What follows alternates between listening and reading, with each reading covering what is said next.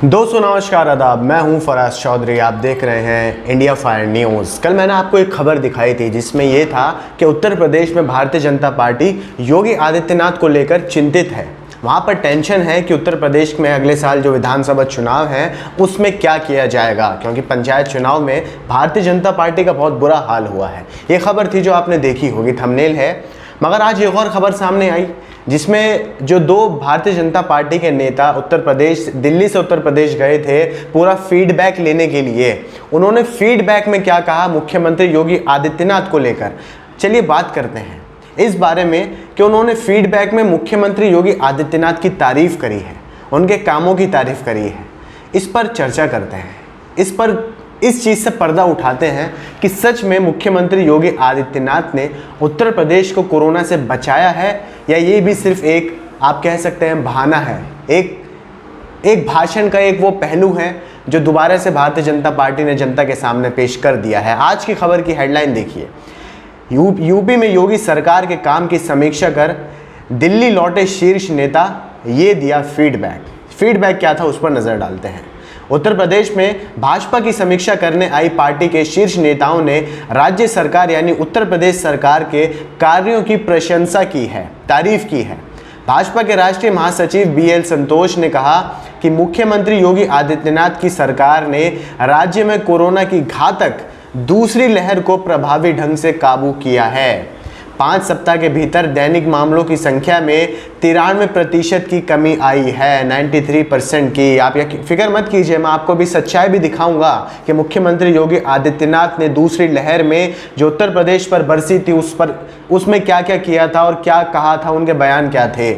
लखनऊ से दिल्ली लौटे भाजपा के राष्ट्रीय महासचिव BL संतोष ने ट्वीट किया था, आपकी स्क्रीन पर ये ट्वीट है, जिसमें वो कहते हैं 5 हफ्तों में उत्तर प्रदेश ने नए दैनिक मामलों की संख्या में 93% की कमी देखी है। याद रखें कि यह 20+ करोड़ आबादी वाला राज्य है। जब नगर पालिका के CM 1.5 करोड़ आबादी वाले शहर का प्रबंधन नहीं कर सके तो योगी जी ने काफ़ी प्रभावी ढंग से महामारी को संभाला है। अब BL संतोष साहब ने ये जो लाइन कही है अपने ट्वीट में कि 1.5 करोड़ आबादी वाले राज्यों को नहीं संभाल पाए, म्यूनिसिपल राज्य को, इनका इशारा है दिल्ली की तरफ, यानी मुख्यमंत्री अरविंद केजरीवाल की तरफ, कि वो दिल्ली को नहीं संभाल पाए। सिर्फ 1.5 करोड़ आबादी वाला राज्य है और यहाँ मुख्यमंत्री योगी आदित्यनाथ ने 20 करोड़ से ज़्यादा आबादी वाले उत्तर प्रदेश को संभाल लिया है। आपको मैं सच्चाई बात बताऊं, आपको मैं एक कड़वी बात बताऊं BL संतोष साहब, पूरी भारतीय जनता पार्टी के लिए बात बहुत कड़वी होगी।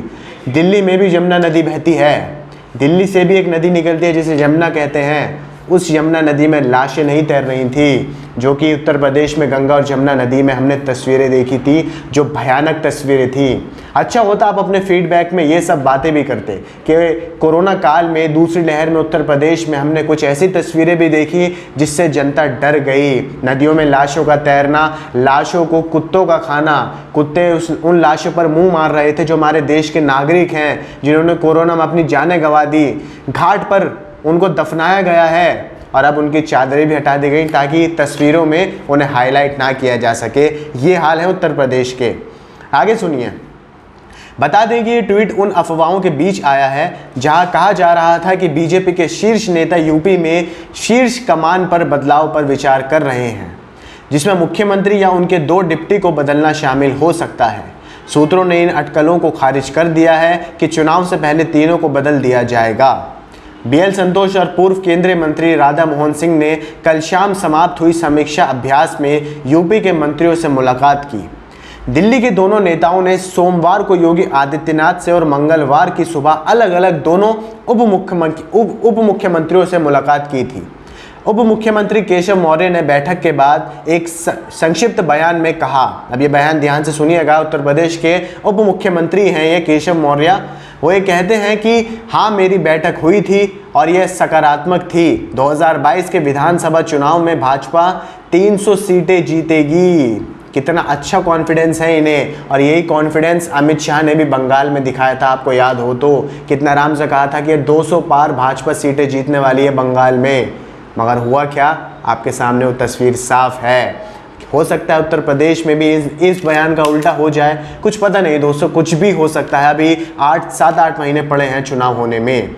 भाजपा की एक विज्ञप्ति में कहा गया कि नीचे नेता पिछले कुछ महीनों और उससे पहले राज्य भर में कोविड राहत के लिए पार्टी द्वारा किए कार्यों का आकलन कर रहे थे, जिसमें योगी आदित्यनाथ की तारीफ की गई थी। अब आपको वो बयान याद है? धीरे धीरे मैं पर्दा उठा रहा हूँ उत्तर प्रदेश की सियासत से।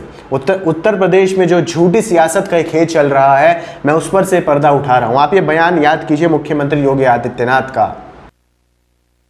न बेड्स की कमी है, न ऑक्सीजन की कमी है, न रेमडेसिविर की कमी या किसी अन्य जीवन रक्षक दवा की भी कमी नहीं है।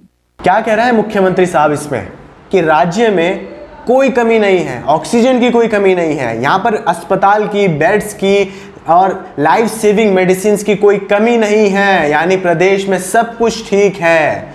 मगर ज़मीनी स्तर पर जब जाकर मीडिया कर्मियों ने ये बात पूछी लोगों से, उन लोगों से जो अस्पतालों में धक्के खा रहे थे, जो अपने परिजनों को अपनी आंखों के सामने मरते हुए देख रहे थे, तो बात कुछ और निकली। लोगों ने योगी आदित्यनाथ के झूठ का पर्दाफाश कर दिया और ये बात निकल कर आई कि उत्तर प्रदेश के बहुत बुरे हालात हैं। दिल्ली का यहाँ उदाहरण दिया गया है, मगर दिल्ली और उत्तर प्रदेश में खासी कोई कमी नहीं थी। 20 करोड़ से ज़्यादा आबादी वाला राज्य है उत्तर प्रदेश, मगर वहाँ पर उस जैसे प्रबंधन नहीं किए गए थे कि लोगों की जान बचाने के लिए कुछ किया जाए।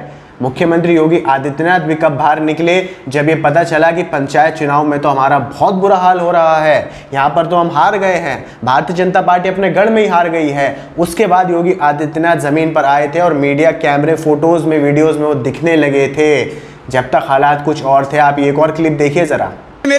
It's a nightmare for people looking for beds. Maruti 800 में वो लोग 2-2 सिलेंडर ऑक्सीजन के किसी तरीके से मैनेज करके, ऑक्सीमीटर लगा करके, ड्रिप चढ़ा करके ले करके आए हैं, क्योंकि अस्पतालों में भर्ती नहीं कर रहे हैं। और ये आलम कई ऐसे मरीजों का है जो भटक रहे हैं, जबकि सरकार दावा कर रही है कि उन्होंने इतने इंतजाम कर रखे हैं कि सरकारी तो दूर, प्राइवेट भी एडमिशन से मना नहीं कर सकता। तो देखा आपने जमीन पर उत्तर प्रदेश में क्या हालात थे, कैसे ऑक्सीजन की कितनी भारी कमी थी, बेड्स की, अस्पतालों की कितनी भारी कमी थी, और मुख्यमंत्री साहब तो कह रहे थे कि भाई ऐसा कुछ नहीं है। आगे सुनिए, सूत्रों का यह कहना है कि दिल्ली की भाजपा टीम को यह आकलन करने का भी काम सौंपा गया था कि राज्य में हाल के पंचायत चुनाव में क्या गलत हुआ। अपने गढ़ में भाजपा के लिए बड़े नुकसान दिखाने वाले परिणाम पार्टी के लिए परेशानी के संकेत थे, क्योंकि राज्य में 1 साल से भी कम समय में फिर से चुनाव हैं और ये चुनाव बहुत बड़े हैं भारतीय जनता पार्टी के लिए, क्योंकि ये विधानसभा चुनाव है। योगी आदित्यनाथ को लेकर कई सारी बातें, अटकलें सामने आई, कई सारे बयान सामने आए, उप मुख्यमंत्री केशव मौर्य को लेकर बयान सामने आए। यानी पूरी तरीके से उत्तर प्रदेश में भाजपा को आप कह सकते हैं एक तरीके से वो सहमी हुई है, वो डरी हुई है, खासकर पंचायत चुनाव को लेकर, किसान आंदोलन को लेकर और उसके बाद कोरोना को लेकर, क्योंकि इन तीनों चीज़ों ने असलियत दिखा दी है भारतीय जनता पार्टी की कि वो कितना काम करना चाहती है जनता के लिए। आप देख लीजिए, आपके सामने है, मैं कुछ हवाई बातें नहीं बोल रहा हूँ। किसान आंदोलन होता है, उसमें कैसे उत्तर प्रदेश के किसानों के साथ एक सौतेला व्यवहार किया जाता है प्रशासन द्वारा। आप दूसरा कोरोना देख लीजिए, कोरोना में कितना बुरा हाल होता है, किस तरीके से नदियों में लाशें बहती हैं, अस्पतालों में कमी रहती है, लोग सड़कों पर अपनी जान गंवा देते हैं। ये हाल है प्रशासन का, गवर्नेंस का उत्तर प्रदेश में। उसी गवर्नेंस का योगी आदित्यनाथ की सरकार का, जिसका BL संतोष साहब इतनी तारीफ कर रहे हैं और फीडबैक में पॉजिटिव बताया गया है योगी आदित्यनाथ के कामों को। आप मुझे कमेंट बॉक्स में बताइएगा और ज़रा सच्चाई बताइएगा, उल्टे सीधे कमेंट नहीं, सच्चाई बताइएगा कि सच में क्या योगी आदित्यनाथ ने उत्तर प्रदेश में कोरोना काल को अच्छी तरीके से संभाला है। आपके जो भी कमेंट हो, हाँ या फिर ना, या आप जो भी अपनी प्रतिक्रियाएं रखना चाहते हो, मुझे कमेंट बॉक्स में ज़रूर बताइएगा। बाकी आपको ये खबर पसंद आई, इसे आगे शेयर कीजिए और हमारे चैनल को सब्सक्राइब करके बेल आइकन को प्रेस कर दीजिए। मुझे दीजिए इजाज़त, आदाब, नमस्कार।